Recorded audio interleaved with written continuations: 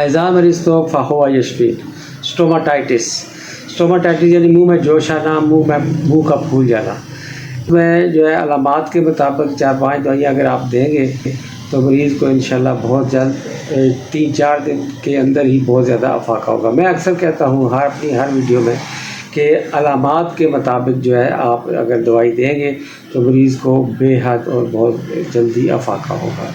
सबसे पहली है दवाई बोरेक्स, जिसमें दिन में 3 से 4 मरतबा दीजिए। इसमें मुंह गर्म रहता है मरीज़ का, मुँह में फूल जाने के साथ साथ सुर्खी माइल होने के साथ साथ इसमें ज़ख़म भी हो जाते हैं और खून भी अक्सर जो है मुँह से निकलता है। और इस मरीज़ को अक्सर ये भी साथ होता है कि इसको उफारा भी हो जाता है खाना खाने के बाद, तो इसमें बोरेक्स बहुत अच्छा काम करती है। दूसरी दवाई है मार्कसाल।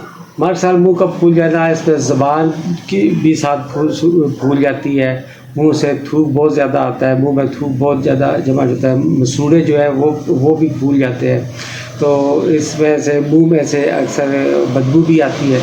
तो इस तरह की अलामात अगर पाई जाए तो मार्कसाल जो है बहुत अच्छा काम करती है।